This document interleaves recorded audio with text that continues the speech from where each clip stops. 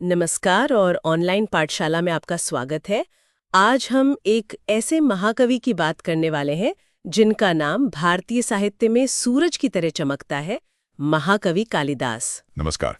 हाँ, कालिदास जी के जीवन और उनके अद्भुत साहित्य पर आज हम थोड़ी गहराई से चर्चा करेंगे। और ये जो भी जानकारी हम साझा कर रहे हैं वो कई प्रमाणिक ग्रंथों और साहित्यिक स्रोतों मतलब ऑथेंटिक टेक्स्ट से ली गई है। जी, उनकी रचनाएं जैसे अभिज्ञान शाकुंतलम है, मेघदूतम, रघुवंशम, ये संस्कृत साहित्य की गहराई और हमारी संस्कृति की जो शाश्वत सुंदरता है उसे दिखाती हैं। तो चलिए शुरू करते हैं साहित्यिक यात्रा को। सबसे पहला सवाल तो यही आता है कि कालिदास आखिर थे कब और कहाँ के।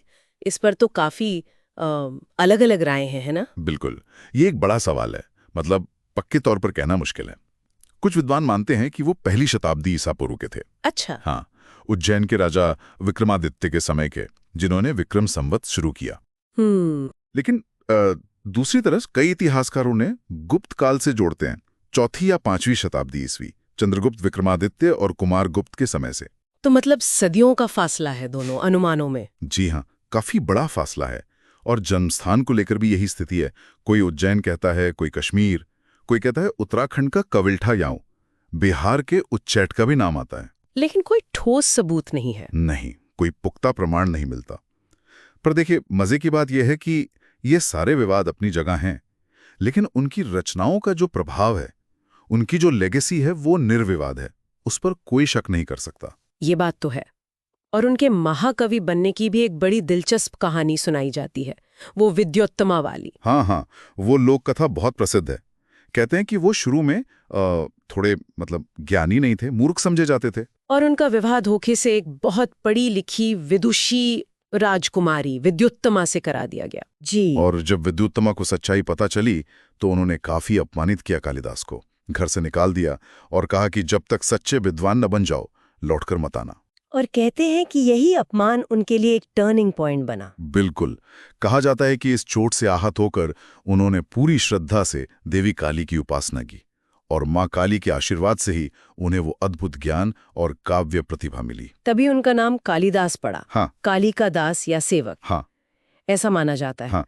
और फिर जब वो ज्ञानी बनकर लौटे तो उन्होंने दरवाजा खटखटाया और कहा, कपाटम उद्घाट्य सुंदरी। सुंदरी, दरवाजा खोलो। जी। और अंदर से विद्युत्तमा ने आवाज में वो विद्वत्ता, वो तेज पहचान लिया। उन्होंने कहा, अस्ति कश्चिद वाग विशेषा। मतलब लगता है कोई विशेष वाणी वाला विद्वान है। हाँ, और यहीं से एक और दिलचस्प बात जुड़ी है। मानते हैं कि इसी वाक्य के पहले 3 शब्द थे अस्ति, कश्चित और वाग। इन्हीं से प्रेरणा लेकर उन्होंने अपने 3 महान काव्यों की पहली पंक्ति रची। कुमार संभवम शुरू होता है अस्त्युत्तराम दिशि देवतात्मा से, मेघदूतम कश्चित कांता विरह गुणना से, और रघुवंशम वागर्था विव संपृक्तों से। अरे वाह, ये तो कमाल की बात है। ये कहानी उनके पूरे ट्रांसफॉर्मेशन को दिखाती है। बिल्कुल, ये उनके ज्ञान प्राप्ति और काव्य सृजन की शुरुआत मानी जाती है। तो फिर उनके मुख्य कामों पर आते हैं। कौन-कौन सी रचनाएं हैं जिन्हें पक्का कालिदास का माना जाता है? देखिए, 7 रचनाएं ऐसी हैं जिन पर लगभग सभी विद्वान सहमत हैं कि ये कालिदास की ही हैं। इनमें 3 तो नाटक हैं। नाटक जैसे अभिज्ञान शाकुंतलम? हाँ, सबसे प्रसिद्ध तो वही है, अभिज्ञान शाकुंतलम, दुष्यंत और शकुंतला की कहानी। विश्व साहित्य में इसका बहुत ऊंचा स्थान है। इसके लिए तो कहा भी गया है, काव्येषु नाटकम रम्यम तत्र रम्या शकुंतला। यानी काव्यों में नाटक सबसे सुंदर होता है और नाटकों में शकुंतला। जी। फिर दूसरा नाटक है विक्रमोवर्षीयम, राजा पुरुरवा और अप्सरा उर्वशी की प्रेम कहानी। और तीसरा है मालविकाग्निमित्रम, राजा अग्निमित्र और मालविका की कहानी।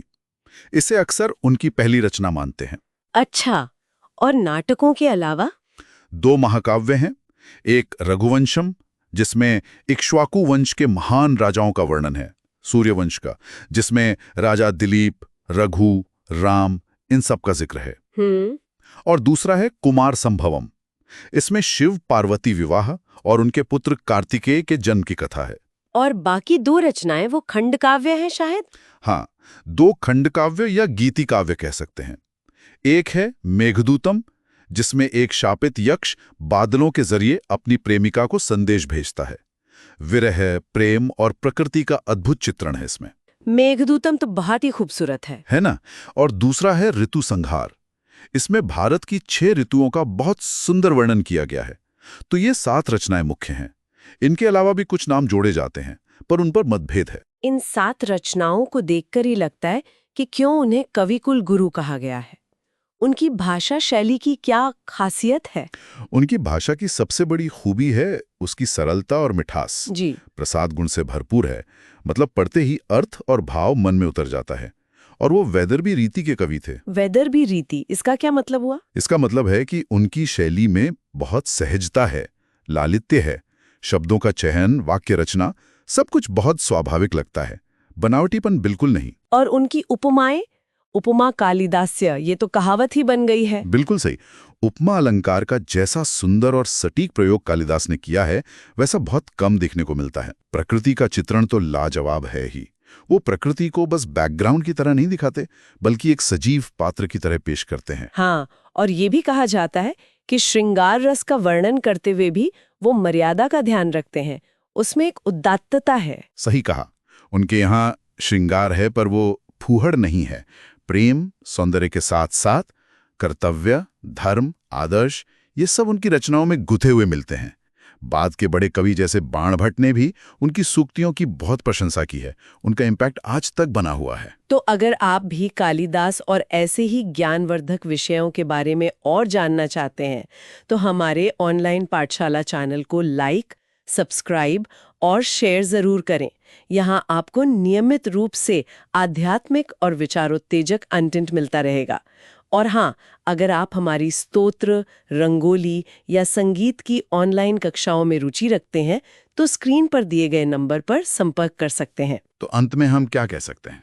यही कि महाकवि कालिदास भारतीय साहित्य और संस्कृति के एक ऐसे प्रकाश स्तंभ हैं जिनकी रोशनी कभी कम नहीं होती। बिल्कुल। उनकी रचनाएं आज भी उतनी ही रेलेवेंट हैं।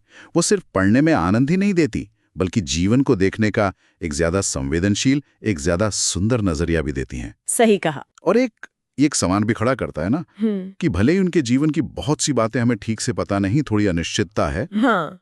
लेकिन फिर भी प्रेम, प्रकृति, विरह, कर्तव्य, मानवीय भावनाएं, ये जो यूनिवर्सल थीम्स हैं जिन पर उन्होंने लिखा, वो आज भी इतनी सदियों बाद कैसे हर तरह के लोगों से कनेक्ट कर पाती हैं, ये सोचने वाली बात है।